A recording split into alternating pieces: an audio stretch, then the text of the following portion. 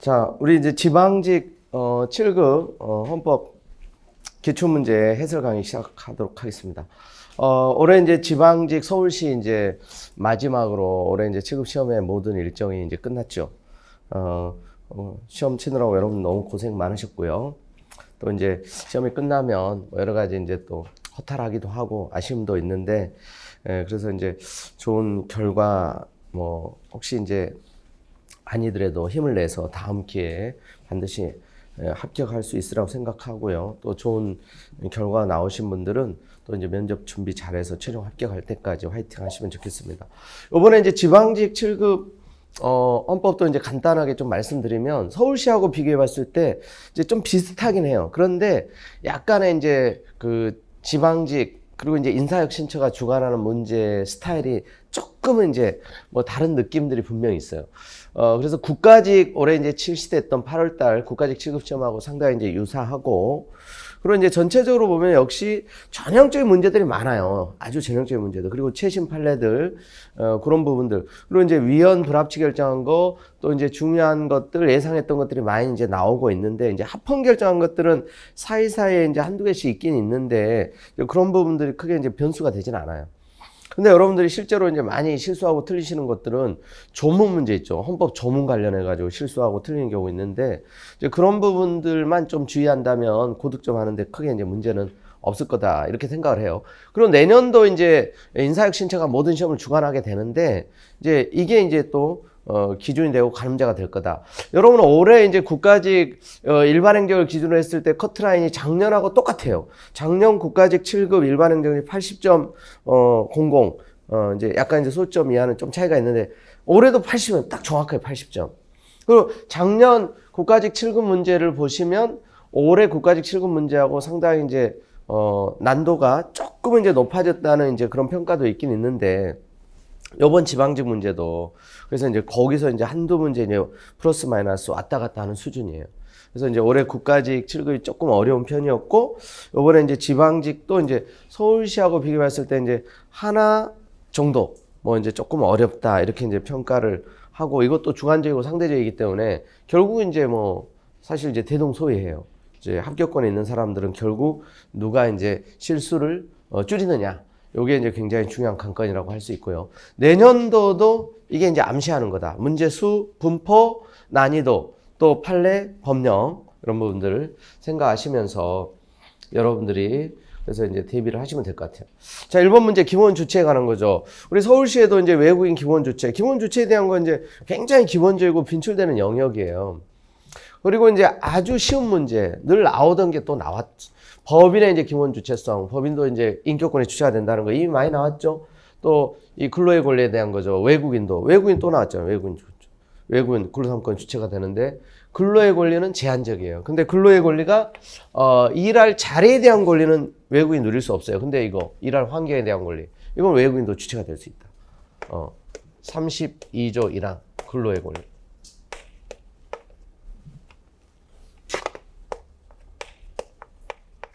여기서 이제 일할 자리에 대한 거, 자리.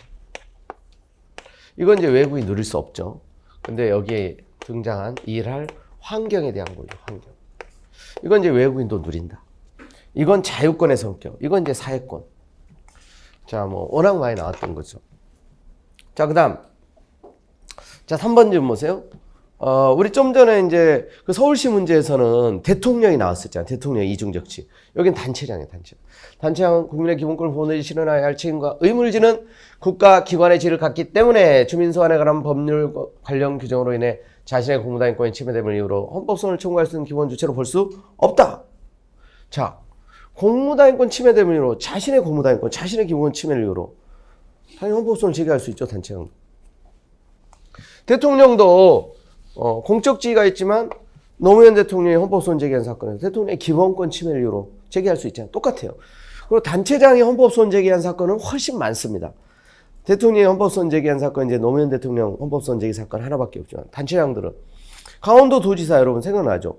도지사 당선됐는데 단체장이 근거이상 형의 선고를 받으면 부단체장 직무대행하도록 한 거. 헌법 불합치. 그런 게 다 공무당권 침해예요. 그리고 단체장이 내년도 이제 선거 있죠. 총선거. 관할구에 같거나 겹치는 지역구 국회의원 선거에 출마할 때 180일 전에 사퇴해라. 그거 다 단체장에 다툰 거예요. 그것도 이제 위헌이라고 그랬었죠. 그래서 이제 120일 전에 사퇴하라 이렇게 바뀌고 단체장 막 기타고 이런 다투고 다 이런 부분들 굉장히 많아요. 아시겠죠? 자, 그리고 태하. 태하는 부정. 긍정참. 배하가 부정. 이렇게. 태하에게는 그래서 이제 인정 대화의 하나. 그래서 이제 배하에게는 부정. 역시 맨날 나왔던 거고. 자, 그다음에 자, 2번 문제 이제 정당에 대한 아까 이제 우리 또 역시 서울시에서는 통진당 정당의 산집항과 관련해서 또 나왔었죠. 여기 국가직에도 근데 정당에 대한 문제 나왔었어요. 국가직 7급에서도. 그래서 보면은 이제 문제의 어떤 구성이라든가 분포라든가 거의 비슷하게 옳은 거 그랬죠. 1번 정당의 산제도 취지에 비춰볼 때 헌법재는 정당의 산계점이 있는 경우 정당소 국회의원의 의원직은 당선 방식을 불문하고 모두 상실돼야 한다. 이거 맞죠? 국회의원들, 비례대표건, 지역구건. 근데 지방원들은 판단하지 않았었다 그랬죠. 이게 이제 옳은 거예요. 명문의 규정은 없지만 헌법재판소의 통진당 사건에서 가장 중요한 이제 많이 출제된 이슈 중에 하나죠. 2번 정당의 국고보증을 배분함에 있어 교섭단체 구성 여부에 따라 차등을 두는 것은 평등원칙에 위배된다. 자, 합리적 차별이라고 그랬죠. 교섭단체 소속 국회의원이 20인 이상이면 교섭단체 구성할 수. 교섭단체 구성하면 국고보증에 있어서도 그렇고 정책연구위원 배정받는 데도 있고 혜택을 누립니다. 이거 합리적 차별이다. 아쉬우면 누려도 교섭단체 구성하도록 의석수 많이 획득하도록 열심히 하라는 거죠. 3번 정당의 민주주의하에서 정당에 대한 재정적 후원이 전면적으로 금지되더라도 정당의 스스로 재정을 충당하고자 하는 정당활동의 자유와 국민의 정치적 표현의 자유에 대한 제한이 크지 아니하므로 이를 규정한 법률 조항은 정당의 정당활동의 자유와 국민의 정치적 표현의 자유를 침해하지 않는다. 자, 이게 이제 정당활동의 자유, 국민의 정치적 표현의 자유 침해를 인정을 했어요. 그래서 재정적 후원 전면적으로 이제 금지하는 거. 그래서 이제 정당이 중앙당 뭐 이제 차원에서 이제 후원에 이런 거 둘 수 없었는데 이게 이제 불합치 결정이 내려지면서 지금은 이제 아예 법이 개정됐어요. 정치자금법. 정당이 그래서 이제 중앙당, 뭐 창당 준비면에도 포함해가지고 합법적으로 이제 후원회를 둘 수 있도록. 그래서 이제 그렇지 않으면 오히려 군소정당, 소수정당은 국고보증도 못 받고 그래서 이제 소수당에게 힘을 실어주고 그래서 이제 국민들이 또 정당에 가입하고 또 활동하고 또 정책 표현의 자유를 누리는 데 있어서 그래서 이제 기여하는 측면이 있는데 이걸 이제 못하게 하는 게 잘못됐다고 봤죠. 그래서 이건 이제 기본 중요 판례예요, 이건. 그래서 이미 또 출제되기도 했던 거고 위헌 결정했고. 그다음에 4번 임기 만료한 국회의원 선거에 참여 의석 얻지 못하고 유효 투표 정수의 2% 이상 투표하지 못한 정당 등록 취소하도록 한 거. 너무나 이것도 중요 판례죠. 정당 설계자를 침해하지 않는다. 침해한다고 봤죠. 신생정당. 처음 선거에 참여하면 한석을 얻는 거, 유효투표 2% 이상 투표하는 거 쉽지가 않아요. 근데 이제 한석도 얻지 못하고 2% 투표 못했다고 등록 취소되도록 하는 것은 정당 설계자의 침해다. 자, 그래서 3번, 4번 여기 이제 뭐 너무너무 중요한 많이 이미 출제됐던 거예요. 그래서 이제 1번이 그래서 옳고 나머지가 틀린 겁니다. 자, 그다음에 3번 문제. 근로3건에 대한 설명으로 이제 옳지 않은 거. 자, 근로3건 문제도 자, 교섭창구 단일화제도 이제 합헌 결정을 했었죠. 또 단결권 사회적 보호 기능을 담당하는 자유권. 사회권적 성격도 자유권. 자유권에 무게중심이 있다 그랬었죠. 이거 자유권. 노조를 만들 거냐 말 거냐, 가입할 거냐 말 거냐, 자유가 먼저다. 이것도 이제 기본적으로 많이 등장했던 애고요. 자, 그 다음에 청운경찰 근로3건 제한한 사건, 근로3건 침해 역시 기본 판례죠. 4번 교원노조 설립 운영에 관한 법률에 의하면 사립학교 교원은 단결권 단일교섭 인정, 단체행동은 금지. 근데 국공립학교 교원은 근로3건 모두 부정 아니죠? 똑같아요. 교원. 초중등 교원, 사립학교 교원. 그래서 이제 국공립 교원이건 그래서 이제 교원노조 설립 운영에 관한 법률, 공무원노조 다 합법화돼서 합법화. 그래서 단결권, 단체교섭권까지는 인정. 그리고 이제 이건 또 왜 중요하다고 이제 강조해서 말씀드렸냐면 교수들. 그래서 여기 엄청 강조해서 이거 나올 거라고 또 얘기했었죠. 왜냐하면 이제 교수들이기 때문에 자기들의 기본권에 대한 거 관심이 많아요, 또. 그리고 국립대 교수건 사립대 교수건 초중등 교원은 이제 이 합법화 돼가지고 그래서 이제 단결권, 단체 교수권까지 인정. 근데 또 교수들은 인정하지 않았어요. 그게 또 이제 불합치 결정이 내려지면서 그것 때문에 이제 이쪽 쟁점이 출제 가능성이 높다 그랬죠. 아시겠죠? 그래서 이제 국공립학교 교원 근로상권도 모두 부정하는 것은 잘못됐다. 대학 교수들, 사립대 교수들 단결권 또 침해도 인정했고 교수들도 이제 인정하지 않는 거. 근데 특히 국립대 교수는 입법 형성권의 한계를 일탈했는지 이거 가지고 위헌성 심사하고 사립대 교수는 기본적으로 이제 근로자들인데 과잉금 요칙 가지고 위헌성 심사하고 위헌성 심사 기준도 이제 좀 기억해 주시라고 말씀을 드렸었어요. 그리고 이제 1번, 2번, 3번 지문들이 또 이제 어렵지 않고 그러니까 이것도 쉽게 정답이 이제 보이는 문제라고 볼 수 있어요. 자, 탄핵조도 또 나왔죠. 탄핵조도. 지금 보니까 나오는 쟁점, 내용은 좀 다르지만 이제 빈출되는 영역들이 눈에 딱 보이지 않습니까? 그죠? 자, 옳은 거 그랬어요. 검사, 가군, 참모직 그냥 헌법 규정에 탄핵돼. 그러니까 제가 이제 무슨 얘기 했냐면 이것도 마찬가지예요. 이게 중요하니까 헌법의 65조 1항에 직접 등장하는 헌법에 규정된 탄핵 대상자까지 정확하게 여러분들이 기억을 해야 된다. 오히려 박스형으로 나와도 몇 명인지 고를 수 있을 만큼. 대표적으로 헌법에 등장하지 않는 거 늘 많이 나오는 게 검사다, 검사. 뭐 경찰청장, 뭐 이런 거 얘기했어요. 당연히 X죠. 그래서 이제 2번 탄핵 결정은 공직으로부터 파면함에 그침으로 이에 의해서 형상책임 면제, 민사 형상책임 면제되지 않죠. 공직으로부터 파면함에 그친다. 징계벌이다. X. 3번 국무총리에 대한 탄핵소추 발의와 해임건의 발의 위한 정족수 동일하다. 이게 맞죠? 정족수. 대통령에 대한 탄핵 정족수만 달라요. 국무총리고 국무위원 탄핵소추 발의 제적 3분의 1, 해임건의 발의 제적 3분의 1, 의결은 제적 과반수. 이게 맞죠. 또 여기 또 나왔네요. 저부자 원칙. 탄핵소추에서 직접 증언할 수 있다. 오, 지겨워. 지겨울 정도로 많이. 근데 실제로 이제 많이 보다 보면 시험장에서 그러니까 이제 지겨운 지문들이 많이 이렇게 등장하면 시험장에서는 반갑죠, 사실. 평소에야 이제 공부하다. 그러니까 여러분들이 기출문제를, 그러니까 한 문제지, 제 기출문제지만 한 것만 딱 마스터하면 이거 다 기본적으로 90점, 95점 기본적으로 다 나오는 거예요. 실수로 이제 뭐 한두 개. 그러니까 이제, 앞으로도 그건 마찬가지예요. 그러니까 기출문제 열심히 보는 게, 기출문제집 안에 그러니까 강약조절이 다 돼 있어요. 왜? 많이 출제되는 부분은 기출문제가 많잖아요. 또 적게 출제되는 부분은 적고.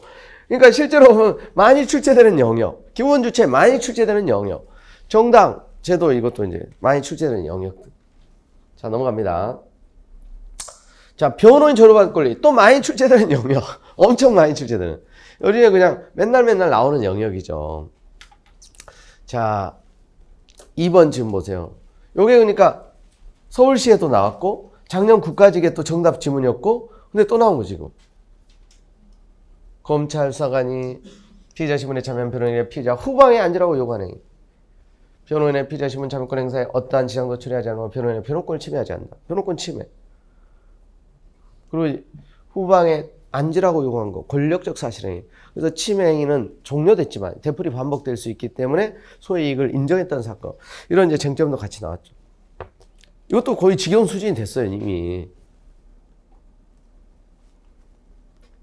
자, 거기 이제 3번, 4번 다 옳은 거 이제 확인해 주시고. 그리고 이제 그 2번이 너무나 쉬웠기 때문에 근데 사실은 3번, 4번 지문이 중요해요. 이 부분도. 근데 2번이 너무 쉽잖아. 이것도 근데 그 3번에 이제 형사 절차 종료되어 교정소에 수용 중인 수용자나 여기 미결 수용자가 들어있다는 걸 주의하라 그랬어요. 그러니까 수용자 기결수는 12조 사항의 변호인 졸업할 걸 주체가 아니에요. 기본적으로 이제 재판 청구권의 문제예요. 여기 변호인, 원칙적으로 변호인 졸업할 걸 주체가 아니다. 근데 왜 여기 미결수가 들어가 있죠? 민사, 행정, 헌법 재판이잖아요. 그러니까 형사 절차에서 주로 형사 절차, 형사 재판에서 그럼 미결수.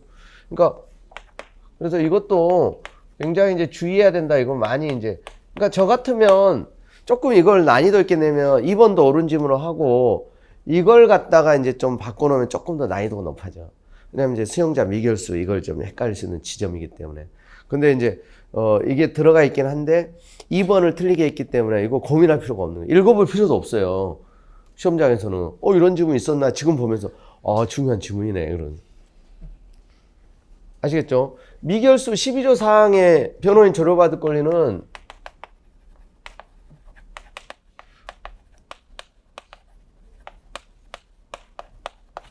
여기는 이제 기결수가 주체가 아니에요. 미결수는 여기 주체예요, 당연히. 여기 미결수. 피해자 피고인. 근데 미결수라도 뭐예요? 민사재판, 행정재판, 헌법재판에서 변호인 만나서 도움 받는 거는 요 12조 사항의 문제가 아니에요. 그건 27조 재판처분의 문제다 이거예요. 아시겠죠? 그건 이제 다음에 이제 시험을 대비한다는 차원에서. 근데 이런 거 이제 이미 이제 기출지문으로 등장했고 이제 이게 정답지문으로 이제 앞으로 이제 또 계속 나올 가능성이 있다. 그리고 4번이 이제 또 올해 다른 시험에서 이제 계속 나왔던 이게 정답지문으로도 등장했던 피의자 등이 변호인이 대려는 자의 조력을 받을 권리 실제로 확보되기 위해서 변호인이 대려는 자의 접견교통권 역시 업무상 기본으로서 보장돼야 된다. 변호인 되려는 자. 아시겠죠? 자, 그래서 이제 그러니까 지문들은 그러니까 출제자들이 상당히 심사숙고해서 선정을 한 거예요. 지문들은.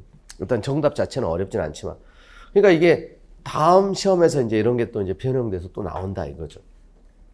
자, 6번. 통신의 비밀에 대한 설명으로 이제 옳지 않은 거. 요게 이제 좀 상대적으로 약간 이제 어렵게 느껴질 수 있는 문제이긴 하죠. 근데 이제 일단은 뭐 1번. 마약류 사법에 이제 미결성자 변호인이 아닌 접견인 사이에 화상 접견 내용 모두 너무 녹화된 경우.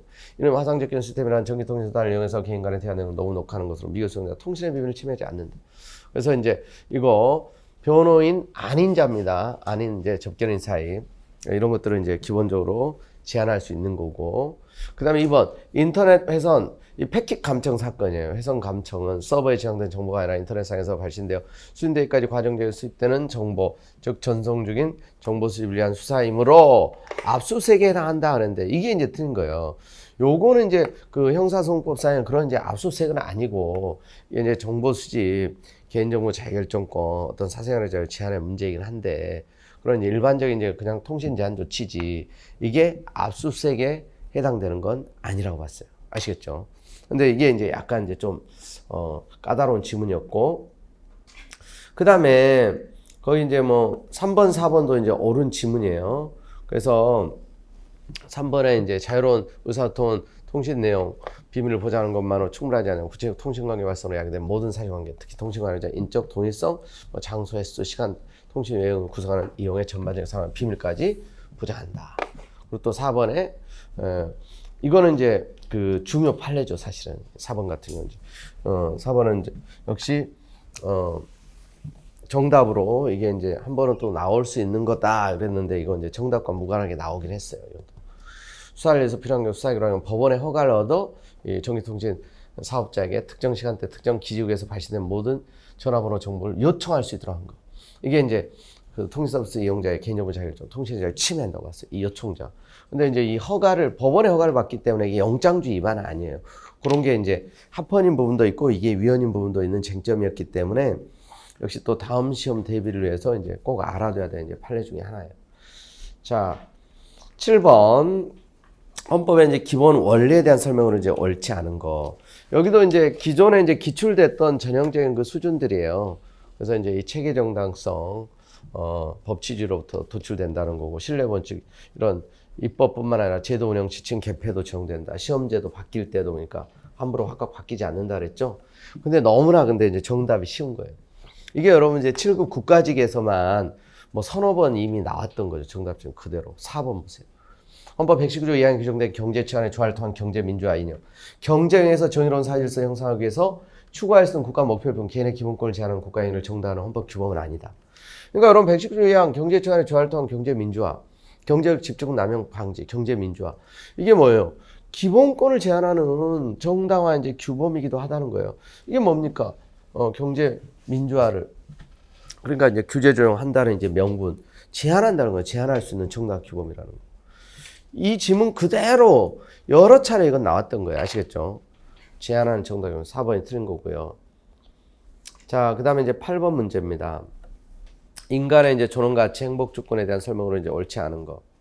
자, 역시 여기도 이제 뭐 역시 늘 강조됐던 기본 문제. 여기 이제 이 과밀 수용 사건 있죠. 교정시설 1인당 수용면적의 수용자 인간으로서 기본 욕구에 따른 생활조차 어렵게 할 만큼 지나치게 흡수하다면 이는 그 자체로 국가영법권 행사 한계를 넘어 수용자의 인간의 존엄 가치를 침해하는 거다. 특히 이거 이제 주의하라 그랬죠. 이거 인간의 존엄 가치 침해라 그랬어요. 이거 인격권이 아니라. 그다음에 이거 역시 이제 올해도 나왔었죠, 여러분. 국가직에도 인수자 없는 시체를 생전에 본인 의사와 무관하게 해부용 시체로 제공될 수 있도록 규정한 시체 해부 보존에 관한 법률과 연고 없는 자 시체 처분에 대한 자기결정권 침해. 역시 이제 기본 판례들이 되겠습니다. 아시겠죠? 더군다나 이제 다 위헌 결정한 것들이기 때문에 알아둬야 되고, 계속 얘네들은 이제 빈출되는 이제 그 A급 판례에 들어간 레벨이에요. 그리고 3번도 마찬가지입니다. 자, 혼인 종료 300일 내에 출생한 자를 전 남편 친생자로 추정하는 민법. 혼인관계 해소된 이후에 자가 출생하고 생부가 출생한 자를 인지하려는 경우만이라도 아무런 예외 없이 그 자를 전 남편 친생자로 추정함으로써 친생분의 소를 거치도록 하는 것은 모가 가정상의 친문관계 누려야 할 인격권 침해라는 거예요. 그래서 구시대의 유물. 요즘엔 또 유전자 정보 확인을 통해서 너무나 쉽게 친자관계 확인도 가능한데. 그래서 이제 불합치 결정이 내려진 거고요. 자, 이게 이제 뭐 작년 이제 뭐 최근 판례 중에 하나인데 이제 합헌 결정. 그 이제 최신 판례를 통해서 다 봤던 것들이에요. 그리고 혹시 이제 안 받고 여러분 생각 안 나더라도 자, 이게 이제 그 수용동의 조도 그런 이제 이런 조명등이죠. 그래서 이제 취침 전 200룩스 그 내용까지 몰라요. 취침 후 그리고 이제 60룩스 이하로 규정하고 있는데 수용자의 도주, 자해 등을 받기. 취침 시간에도 최소한 조명. 그러니까 밤에도 약간의 조명을 켜놔요. 이거는 숙면 방해로 인한 인간의 존엄 가치를 침해한다. 이게 침해하는 판례면 여러분이 모르겠어요? 이걸? 1번, 2번에 있는 것처럼 모를 리가 없지. 당연히 합헌이지. 그리고 애들 잠 많이 재우는 것도 다툰 거 이런 거 생각나죠. 합헌 결정한 게 헐리죠. 일 시키는 것도 아니, 지역살이 한 놈들이 일해야지 그럼. 그리고 일 나갔을 때 막 거기 방실 막 이렇게 이제 뭐 가끔씩 이제 또 조사도 해보고 또 탈주하기 위해서 벽 뚫고 있는 건 아닌지 이런 거 다 합헌인 판례. 그러니까 위헌인 것들을 이미 여러분 다 알고 있어요. 그래서 이것도 당연히 이제 뭐 4번으로 갈 수밖에 없는 거고. 그 다음에 이제 9번 문제. 헌법 개정 변천사에 대한 설명으로 옳지 않은 거. 이걸 제일 어려운 문제로 많이 꼽았어요. 아니, 근데 실제로 이걸 많이 틀렸더라고. 하나 틀린 애도 이거 틀렸어. 왜 틀렸을까? 이거 헌정사 문제인데. 그러니까 평소에 좀 안 나오던 스타일이 약간 있긴 있어. 헌법 개정 변천사. 1번 보면 1962년 헌법, 1969년 헌법은 대통령뿐만 아니라 국회의원 선거자 50만 명 이상 국민에게도 헌법 개정 제한을 인정했다. 자, 요게 이제 틀린 건데요. 뭐가 틀렸냐면 여러분 69년 헌법까지 그러니까 이제 2차 개정 때부터 국민 반환제 있었다는 건 대부분 알아요. 거기 이제 근데 대통령뿐만 아니라 이렇게 대통령 항상 있었던 건 아닌가? 근데 여기 여러분 이제 이 헌법 개정 변천사는 제 기본서에 보면 이제 그 왼쪽에 이렇게 쭉 있는데 대통령이 딱 한 곳만 X가 돼 있어요. 그게 30대. 그게 이제 5차, 6차인데 그러니까 62년 헌법. 대통령의 발의권이 없었어요. 유일하게 그때. 아시겠죠? 근데 이게 이제 뭐 평소에 나오는 건 아니고 헌법 개정 조문이 이제 주로 많이 나오고 요거 이제 국민 발언권은 이제 많이 나오는 거예요. 자, 이게 이제 요게 이제 문제예요, 요게. 그래서 이제 그것까지 이제 뭐 늘 체크는 안 하죠. 이제 한두 번씩 봤던 기억은 있을 수는 있는데. 근데 자, 거기 이제 2번 지문이 이제 보니까 약간 좀 이게 어렵게 또 느껴질 수 있는 거야. 3번, 4번은 이제 쉽게 X가 되는데 이건 이제 답이 아니라는 거. 2번에 이제 54년 헌법, 60년 6월 헌법, 60년 11월 헌법에서 일부 조항 개정을 금지하는 규정을 둔 바 있다. 그러니까 명시적 개정 금지 조항을 얘기하는 거예요. 그래서 이제 주권제약 영토변경이라는 국민투표라든가 민주공화국이라든가 그 이제 54년 2차 개정헌법 때 그 명시적 개정 금지 규정이 있었고 그게 3차, 4차 때까지 있었어요. 그게 그 이후에 이제 빠진 거지. 그러니까 이게 맞는 거야. 그래서 개정 금지 조항을 일부 둔 적이. 근데 요게 이제 조금 이제 그래서 그 표에 같이 이게 다 정리되어 있는 부분이에요. 기본서. 근데 그런 부분까지 이제 많이 이렇게 보지는 않고 이게 이제 1번. 그러니까 대부분은 그러니까 선택지를 1번이냐 2번이냐 고민했는데 여기서 이제 2번으로 선택한 사람들이 대부분 틀린 친구들은. 3번 62년법 국가재건 최고의 의결 거쳐 국민투표로 5차 개정헌법 국민투표로 이제 그때 처음 국민투표한 개정이죠. 국가재건체 5.16 쿠데타로 이제 이게 이제 국가재건체의 의결 거쳐 국회를 해산시키고 국민투표한 맞는 거고 여기는 그러니까 이제 좀 헌정사 빈출되는 영역이기 때문에 이쪽으로 가는 친구들은 이제 거의 없어요. 4번 헌법 개정 제안에 국회적 과반수 발의가 요구된 것은 72년 헌법부터이다. 그래서 이제 4번도 맞는 거고. 자, 그래서 이게 그래서 이제 상대적으로 좀 어려운 문제였다 이거죠. 자, 그 다음에 10번. 자, 대통령의 이제 헌법기관 구성에 대한 설명으로 이제 옳은 것은 여기 이제 헌법 조문 문제죠, 기본적으로. 이제 인사청문 관련해서 이제 또 뭐 벗어나는 것도 있는데 여기는 이제 시사적인 거고. 여기 이제 일본의 대통령은 국회 동의를 얻어 대법원장을 임명하고 대법관을 임명할 때 국회 인사청문회를 거치는 것으로 국회 동의 절차를 가름한다. 여러분, 인사청문회를 동의 절차 가름하는 거 이게 말이 돼요?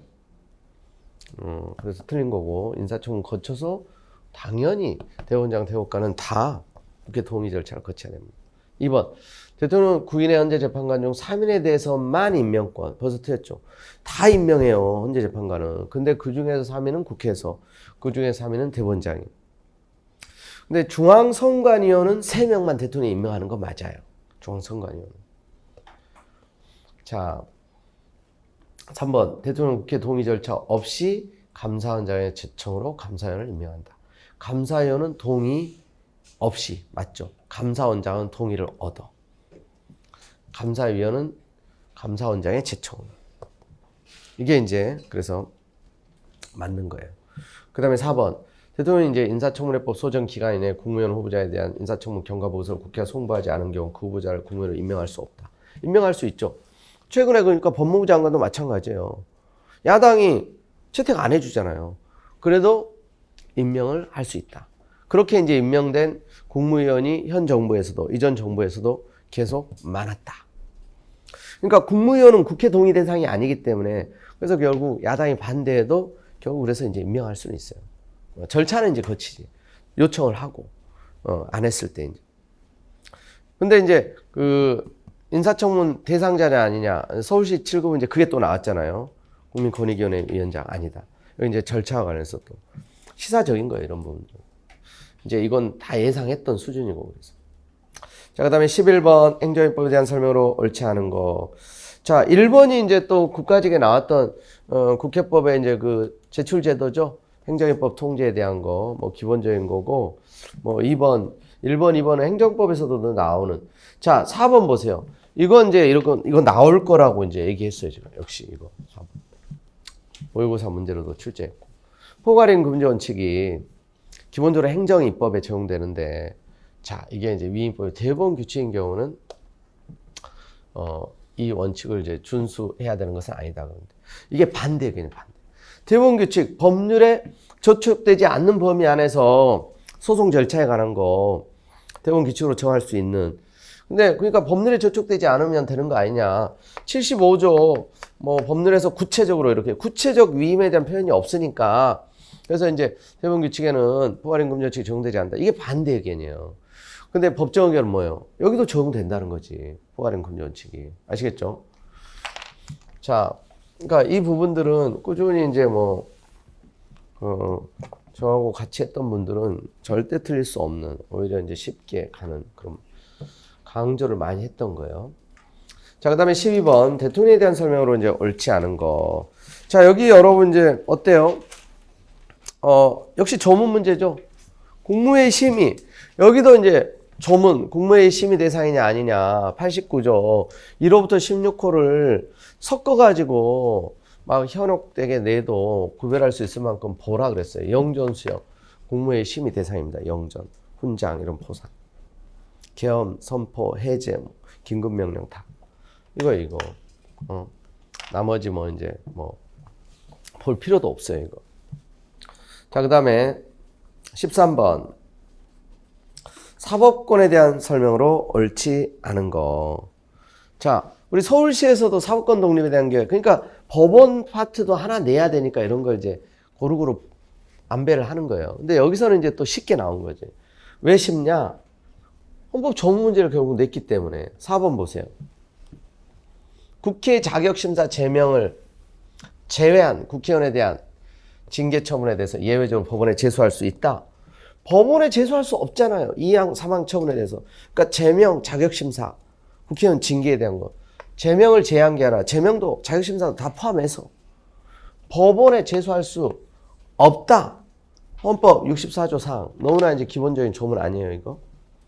이제 헌법재판소에 제소하는 건 이제 뭐 이론적으로 가능하다. 뭐 이렇게 이제 논의가 있지만 판례는 없는 거고. 아시겠죠?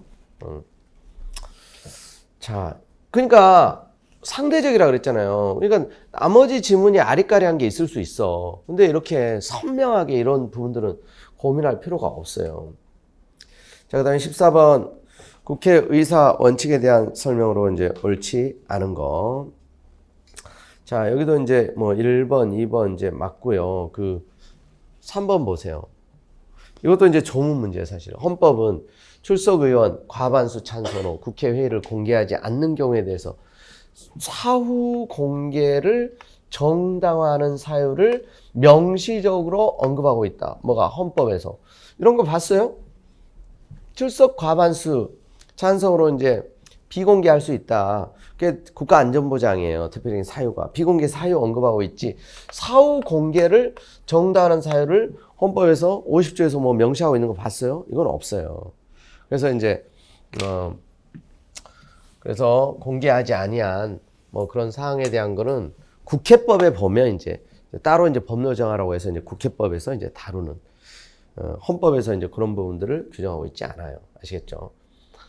그리고 이제 뭐 4번도 기본적으로 나왔던 그 지문이고요. 그 다음에 이제 15번 평등권, 평등 원칙에 대한 설명으로 이제 옳지 않은 것은 그랬어요. 그 1번은 이제 뭐 행정법하고도 이제 관련되는 내용이죠. 그리고 더군다나 요번에 이제 뭐 지방직 서울시 보시는 분들은 다 이제 대부분 일반 행정직 하시는 분들이기 때문에 행정법적 지식도 아까 이제 뭐 국회법 그 제출 제도도 그렇고 민법상 손해배상 청구권 등 금전채권은 10년 소멸시효 기간이 적용되는 말. 사인이 국가에들 가진 손해배상 청구권 등 금전채권은 국가재정법 이 특칙의 특별규정 국가재정법상 5년. 이게 이제 차별책임의 합리적 사유가 존재한다. 국가재정법, 지방재정법 5년. 이거 이제 합헌이라고 보고 있죠. 이런 게 특칙이에요, 특칙. 자, 여기도 이제 뭐 이번 애국지사 본인과 송국선의 유족 본적으로 다른 집단으로 구 독립용자 예외에 관한 법률 시행령에 같은 서원 등급에도 순국선의 유족보다 애국지사 본회에게 높은 보상금 지급의 기준을 두고 있다 하여 순국선의 유족의 평등권이 침해됐다고 볼 수는 없다. 맞아요. 그리고 만약에 이제 그러니까 이제 합헌 결정한 거는 워낙 많기 때문에 여러분들이 그래서 위헌 불합치 결정한 그리고 이제 뭐 최신 판례일수록 더 무게중심을 두고 보시고 이제 모르는 낯선 것들은 대개는 이제 합헌인 경우들이 대부분이에요. 거의 90% 이상이. 그래서 이제 그 2번, 3번이 그런 관점에서 이제 3번으로 가야 되는 거예요. 이건 이제 뭐 보기도 했지만 형법이 반의사 불벌죄 이외의 죄를 범하고 피해자에게 자복한 사람에 대해서 반의사 불벌죄 범하고 피해자에게 자복한 사람과 달리 임의적 감면 혜택을 부여하지 않은 거 자의적 차별에서 평등원칙에 반한다. 그러니까 이게 만약에 평등원칙에 반한다. 위헌이면 여러분들이 이걸 모를 리가 없다. 오히려 이제 조금은 그러니까 2번, 3번 둘 다 조금은 낯설 수 있어요. 왜냐? 둘 다 합헌 결정한 거니까. 반의사 불벌죄. 피해자의 의사에 반해서 처벌할 수 없도록. 그러니까 폭행죄 같은 경우가 대표적이에요. 그래서 이제 그런 경우 자복한 사람과 달리 임의적 감면 혜택을 부여하지 않는다고 해가지고 이게 이제 평등원칙에 반하지 않는다고 봤어요. 아시겠죠? 그거 이제 합헌 결정을 한 거고요. 그래서 이제 4번도 이제 맞는 지문이고 다 기본적으로 이제 지금 합헌 결정한 사건들 그런 이제 판례들을 가지고 출제를 한 거예요. 그다음에 16번. 자, 국회의원에 대한 설명으로 옳지 않은 거. 이거 이제 약간 이제 판례 이론과 관련되는 건데 역시 기존에 출제됐던 바운더리예요. 국회의원의 이제 어떤 국민대표의 원리, 자유이임의 원리 관련해서 특히 2번 지금 보세요. 여기도 왜 이제 이게 출제 가능성이 있는 판례라고 이제 말씀드렸었냐면 이것도, 패스트트랙 관련된 이제 부수적인 관련 쟁점이에요. 패스트트랙 관련해가지고. 그래서 이제 그 패스트트랙 관련해서 이제 국회법 조문도 이제 중요하다 그러는데 그 조문은 막상 안 나오긴 했어요. 그런데 그와 관련해서 이제 어떤 일이 있었냐면, 거기 이제 그래서 이제 정족수를 패스트트랙 지정을 하려면 재적 과반수가 요청하고 재적 5분의 3이 찬성해야 되는데 뭐 한 명 때문에 이제 이게 재적 5분의 3이 안 될 수도 있어가지고 그 당시 이제 뭐 바른미래 그래서 이제 교섭단체 대표위원이 그 소속 의원의 의사에 반해서 강제로 사보임시켰던. 그러니까 이제 과거에 김홍실 의원 사건이 있다 그랬었죠. 국회의원의 의사에 반해서 강제로 사보임. 그러니까 당론에 따르지 않았을 때 이 교섭단체, 당론, 그래서 찬성, 반대 이렇게 당론을 결정했는데 국회의원이 이제 독자 행동을 하려고 할 때 그 다른 상임위로 이렇게 보임시키는 거. 이게 이제 가능하다, 그게. 근데 그 판례에서 이게 문제가 됐던 거예요. 국회의원의 원내 활동은 기본적으로 각자에 맡기는 자유임. 의원에서 정치 의상서의 정당 협력을 배척하는 것은 아니지만 적어도 국회의원 정당과 교섭단체 지시에 기속되는 것을 배제하는 근거가 된다 그랬는데 이 부분 때문에 틀린 거예요. 그러니까 뭐냐면 국회의원은 분명히 국민 대표로서 자유임, 양심에 따라서 소신껏 표결하는. 그런데 한편으로 정당의 대표이기도 해요. 당론에 이제 어떻게 보면 이제 따르는 거.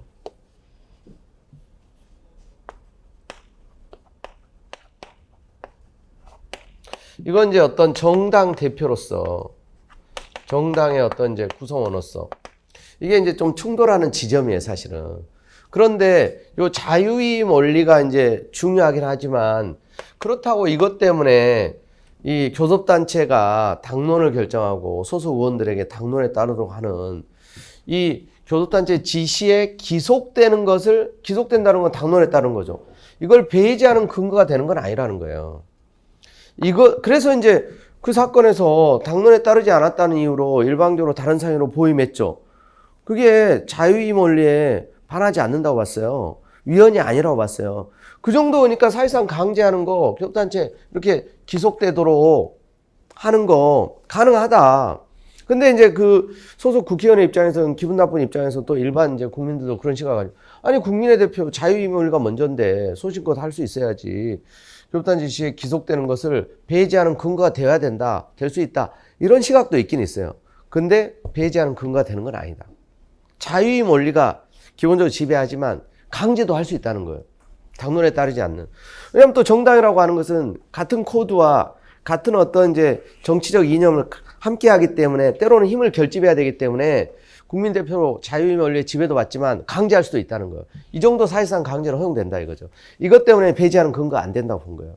이거는 이미 출제된 적이 있어요. 근데 이게 약간은 그런 이제 시사적인 어떤 지점에서 나온 거예요. 요게 틀린 거예요. 그래서 아시겠죠? 조금은 이제 뭐 어렵게 느껴질 수 있는 수준인데 여기도 이제 기출되는 이제 바운더리라고 볼 수 있어요. 자, 그 다음에 나머지 지문들 맞고요. 그 다음에 17번 문제를 보세요. 헌법재판소 68조 1항. 자, 여기는 이제 그 68조 1항 헌법소원 이런 이제 그 자기 관련성 이런 게 좀 어렵게 나올 수도 있는데 판례를 개별적으로 물어보면 근데 너무 쉽게 나온 거예요, 여기도. 예, 직접성에 대한 거 1번은 2번 보세요. 공공연자의 직접적인 상대방은 자유제한 의무부가 권리 또는 법적 지위 제약이 가해지면 자유관련성이 인정되며 자 3자 그래요. 3자의 경우 자 그러죠. 사실적, 경제적, 뭐 간접적 뭐 이런 이해관계 영향이 존재한다면 자유관련성이 인정돼요? 이런 거 안 되죠. 간접적, 사실적, 경제적 이런 이해관계. 그러니까 전두환, 노태우 전직 대통령에 대한 특별 사면 이런 거죠. 일반 국민 제3자죠. 간접적, 사실적 이해관계 불가하죠. 자유관련성 인정 안 돼요, 기본적으로. 그래서 이제 2번이 틀린 거고. 자, 그 다음에 나머지 지문들 맞고요. 자, 여러분 18번 문제 보시면 또 위헌법률 심판인데 너무 또 평이하긴 했어요. 이것도 재판의 전제성에 관한 거. 응? 그래서 이제 보시면 옳은 것 그랬잖아요. 일본 위헌법인 심판 재청이 적부하기 위해서는 법원의 계속적인 구체적인 사건에 적용할 법률이 헌법 위반되는지 여부가 재판의 전제로 돼야 하는데, 여기서 재판에는 법원의 증거 체부 결정 같은 중간 재판도 포함되고 영장 발부에 관한 재판, 또 보석화 결정에 관한 재판, 증거 체부 결정 이런 재판 다 포함된다. 많이 봤죠? 맞잖아요, 이게. 정답이 그냥 1번에서 나와버렸어, 이거. 2번 위헌으로 결정된 형벌에 관한 법률 또는 법률 조항에 대해 종전에 합헌으로 결정한 사건이 있는 경우 그 결정이 있은 날이에요? 그 다음날로 소급해서. X죠. 많이 나오던 거. 그러니까 이제 정답은 이제 1번이고요. 나머지가 이제 틀린 거예요. 그래서 이제 3번도 보면 재청법원이 법률조항 자체의 위헌 판단을 구하는 것이 아니라 심판당 법률조항의 특정한 해석이나 적용분의 위헌성을 주장하는 경우 한정위헌 청구하는 경우 원칙적으로 부적합하다. 서울시 최고에도 나왔죠. 한정위헌 청구. 원칙이 적법하다. 이거 한정위헌 청구. 4번 법원이 위헌법 위반 재청하는 경우 재청서의 위헌이라고 해석되는 법률조항 및 위헌이라고 해석되는 이유를 기재하는 바. 헌재는 재청서에 기재된 심판의 대상과 위헌심사 기준에 구속된다. 자, 심판 대상에는 원칙적으로 구속이에요. 근데 심사 기준에는 원칙적으로 구속되지 않아요. 모든 헌법적 관점에서 심사를 하죠. 자, 그 다음에 19번 문제를 봅니다. 역시 이제 뭐 개수형 이런 거 해서 이제 조금 이걸 이제 어려운 문제라는 인식으로 이제 출제자들은 이제 구성을 한 건데, 역시 뭐 이제 여기도 그닥 어렵진 않다. 기업권, 지방교육자치, 지방자치권 행사 일환으로 보장되는 것이므로 중앙 권력에 대한 지방적 자치로서 속성을 지니고 있지만 동시에 그것은 헌법 31조 사항이 보장하고 있는 교육의 자주성, 전문성, 정책, 중립성을 구현하기 위한 것이므로 정치 권력에 대한 문화적 자치로서의 속성도 아울러 지니고 있다. 그래서 이제 어떤 이중의 자치의 요청, 뭐 이런 이제 표현도 하고 있어요. 그래서 이제 옳은 지문이고요. 그러니까 이제 교육의 자주성, 전문성, 정책 중립성과 관련된 내용이에요. 그 다음에 이제 니은번 지방자치단체장 선거에서 후보자 등록 마감 시간까지 후보자 1인만이 등록한 경우 투표를 실시하지 않고 그 후보자를 당선으로 결정하도록 하는 이 공직선거법상 조항은 그 지방자치단체에 거주하는 주민의 선거권을 침해한다. 틀렸죠? 이건 이제 이 지문이 역시 취급시험에서 이미 또 나온 적이 있어요. 정답 지문. 그러니까 후보자 등록 마감 시간이 후보자 한 명이다. 그럼 어때요? 뭐 투표 당선이 돼요. 후보자 한 명. 이게 위헌이 아니라는 거예요. 아시겠죠? 니은번이 틀린 거고, 그 다음 디귿번도 옳은 지문이에요. 단체장이 의료법에 따른 의료가 60 이상 계소가 입원한 부단체장이 권한을 대행한다. 이 조문도 알고 있으라 그랬어요. 왜? 그 강원도지사 사건 때문에 그래요. 그러니까 원래 부단체장이 직무대행할 수 있는 경우가 원래 4가지였어요. 4가지. 이거. 그리고 이제 공소 제기된 후 구금된 경우. 구금됐을 때.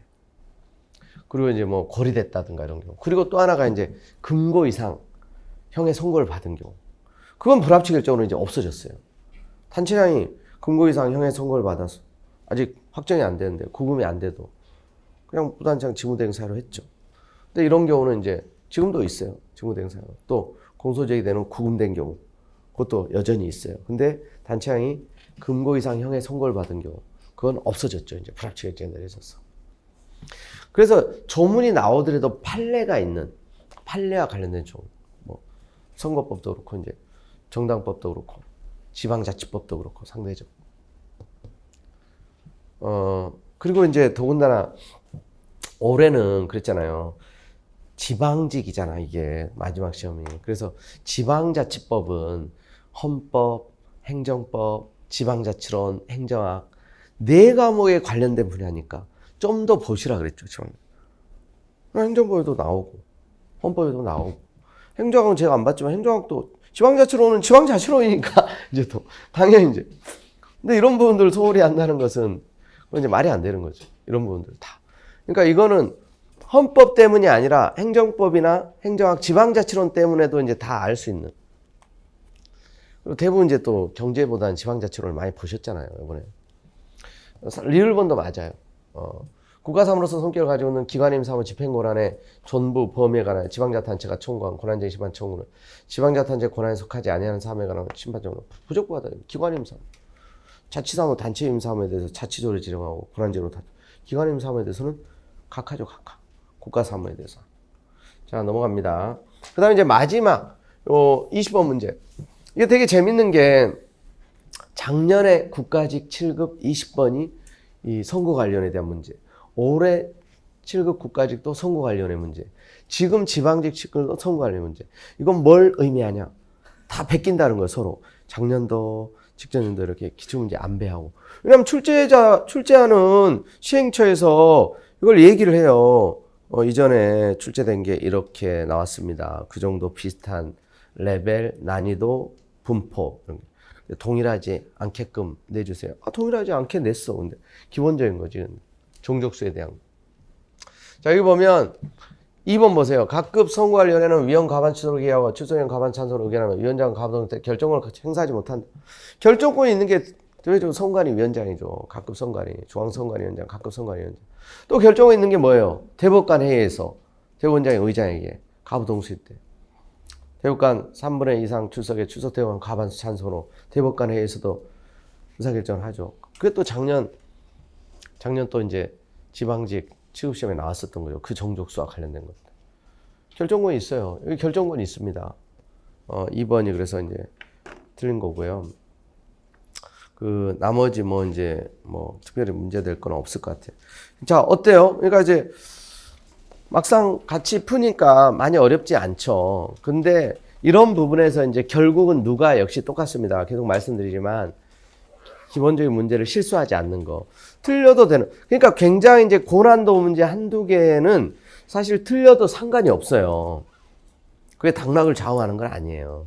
그런데 이제 전형적인 조문 문제, 기본적인 문제에서 이제 실수하는 게 이제 그게 방지만 될 수 있다면. 그래서 이제 헌정사 문제가 오니까 상당히 꽤 어려운 거였는데 그건 틀려도 괜찮다니까요. 뭐 기본적인 헌정사 쉽게 나오면 되게 맞출 수 있는 수준인데 이번에는 그러니까 대부분 그 문제 가지고 제일 많이 틀렸어요. 그러니까 그래도 대부분 나머지 문제들은 상대적으로 이제 소거 방식으로 또는 이제 확실히 아는 범위 내에서 정답이 이제 잡아질 수 있는 문제가 많았어요. 그러니까 한 지금 2문제, 3문제 정도가 조금 이제 까다로운 수준이었고요. 대부분 이제 기출문제 범위에서 나왔다고 할 수 있다. 그런데 이제 역시 상대적이다. 또 다른 과목과의 관계도 있고 또 시험에 대한 압박감, 시간에 대한 어떤 부담감, 그 와중에 이제 제 실력을 발휘하면 충분히 이제 그래서 이번에 이제 그 합격권에 들어간 친구들을 보면 이제 고득점 한 친구들 많고요. 혹시 이제 생각보다는 좀 틀려도 그 나머지 과목의 이제 전체적인 이제 평균이 중요하지 않습니까? 그래서 어찌됐건 잘 보신 분들은 이제 끝까지 합격할 때까지 면접도 자신감 있게 대응하시고 또 이제 아직 준비가 덜 되신 분들은 이제 내년에 이제 합격을 위해서 그러니까 이전에 최근에 이렇게 기출됐던 문제들의 스타일과 유형들을 파악하고 대비하는 것은 시행착오를 줄이기 위해서 너무너무 중요한 과정이다. 그래서 지금 빠르게 그래서 이제 같이 다 일일이 보지 못한 지문들도 있지만 여러분들이 전체를 꼭 확인하시고 그래서 이제 다시 복기를 하셔서 이런 유사한 문제가 출제됐을 때 틀리지 않도록 대비한다면 반드시 여러분들이 이제 합격할 수 있을 거라고 확신합니다. 수고하셨습니다.